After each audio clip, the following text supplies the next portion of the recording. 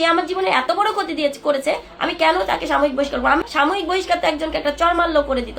আমি আমার সংসার, বাবা মা সবকিছু থেকে স্থায়ীভাবে বহিষ্কার হয়ে গেছি। থানাতে লোক পাঠাইছে, লোক পাঠাই বলছে ইশরাক ভাইয়ের লোকের নামে কিন্তু কোনো মামলা করা যাবে না। এটার জন্য আমি ইশরাক ভাইকে অনেকবার ফোন দিয়েছি, মেসেজ দিয়েছি, এবং ইশরাক ভাইয়ের জন্য পিএস আছেন ওনাকে আমি ফোন দিয়েছি। উনি সরাসরি মনে করেন উনি না করে দিছে আর কি, কিন্তু সে আমার কোনো টেক্সটের রিপ্লাই দেয় নাই, ফোনটাও ধরে নাই। ওনার পিএস এর সাথে তো আমার কথা হয়েছে। আমি যখন ওনাকে ডিটেলস বলছি, তা বলার পর উনি বলতেছে আমি কি করতে পারি, আমি এইসব ব্যাপারে কোনো কথা বলতে পারবো না। ওনার ভাইও আমাকে বলছে যে রহিম তো চিনো না, রহিমের ক্যারেক্টার এরকম, ওই মজা করা হয়ে গেলে, ফুর্তি করা হয়ে গেলে পাছায় লাত্তি দিয়ে বিদায় করে দিবে।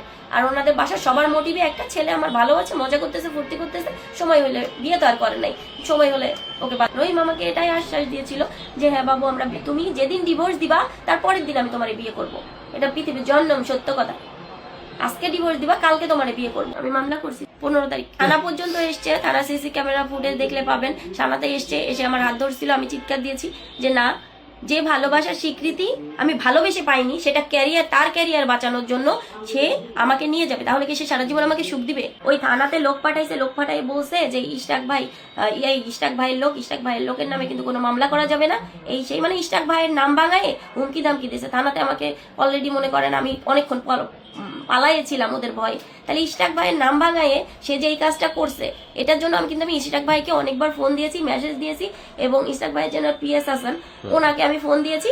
উনি সরাসরি মনে করেন উনি না করে দিছে আর কি, কেননা রহিম তো আসলে ওনাদের লোক। কিন্তু এটা কি উচিত? এখানে তো কোনো মনে করেন দল বা ক্ষমতা এগুলোর কোনো ব্যাপার না। আমি একটা সাধারণ মানুষ, আমাকে এরকম করছে। আর যেহেতু ইশরাক ভাইয়ের নামে হুমকি দামকি ভয় দেখাই গেছে, তাহলে আমার তাকে জানানো দরকার না ব্যাপারটা যে কি ঘটেছিল। কিন্তু সে আমার কোনো টেক্সটের রিপ্লাই দেয় নাই, ফোনটাও ধরে নাই, এবং উনি হয়তো ব্যস্ত মানুষ, হয়তো দেখেইনি, কিন্তু ওনার পিএস এর সাথে তো আমার কথা হয়েছে। আমি যখন ওনাকে ডিটেলস বলছি, তা বলার পর উনি বলতেছে আমি কি করতে পারি, আমি এইসব ব্যাপারে কোনো কথা বলতে পারবো না। এখন সত্যি কথা বলতে এটা চাচ্ছি আমি, এটা নিয়ে ছাত্র দলের যে রাকিব ভাই, দপ্তর, নাসির ভাই, সব যারা আছেন আর কি, সবাইকে জানিয়েছি। জানানোর পরে রাকিব ভাই সাথে সাথে স্টেপ নিয়েছে, তাকে সাময়িকভাবে বহিষ্কার করছে। এটাতে আসলে আমি খুশি না। সে কিছুদিন আগে হয়তো শুনছেন একটা সার্জনের সাথে একটু রং সাইড দিয়ে বাইক দিয়ে যাচ্ছিল, একটু কথা কাটাকাটি হয়েছিল, এর জন্য রাকিব ভাই তাকে সাময়িকভাবে বহিষ্কার করছিল।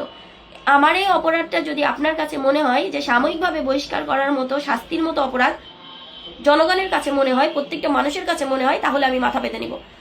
আমি অপরাধী বলি। এবার অনেকে বলবে যে এই বেটি তো অপরাধী, কারণ এই বেটি তো নিজেই স্বামী সংসার ছেড়ে ওর সাথে আসছে, তাই না?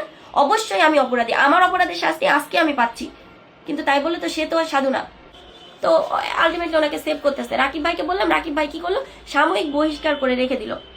আমি তো সাময়িক বহিষ্কার চাই নাই ভাইয়া, সাময়িক বহিষ্কার তো একজনকে একটা চর মারলো করে দিত একজনকে। তাইলে সে আমার জীবনে এত বড় ক্ষতি করেছে, আমি কেন তাকে সাময়িক বহিষ্কার করবো? আমি তো আমার লাইফ থেকে স্থায়ীভাবে বহিষ্কার হয়ে গেছি। আমি আমার সংসার, বাবা মা সবকিছু থেকে স্থায়ীভাবে বহিষ্কার হয়ে গেছি। থানা থেকে আমার মামলা নিয়েছে, থানাতে তো মনে করেন মামলা নিয়েছে, অনেকক্ষণ ঘুরিয়েছে আমাকে। তারপর ওসি স্যার আসলে অনেক ভালো মানুষ, উনি ডিসির সাথে কথা বলে, অনেকজনের সাথে কথা বলে দেন আমার মামলাটা এন্ট্রি করছে, এবং ওনাদের প্রক্রিয়া যথেষ্ট আমাকে এই 2 দিন তো আমি থানাতেই ছিলাম, ওনারা আমাকে যথেষ্ট পরিমাণে হেল্প করছে। 2023 সালে নভেম্বর মাসে বিএনপির এত খারাপ সময়ে যাকে আমরা আশ্রয় দিলাম, যাকে আমরা 7টা মাস 6টা মাস ধরে বাসাতে রেখে দিলাম, সেই মানুষটা আমাদের সাথে কি করলো?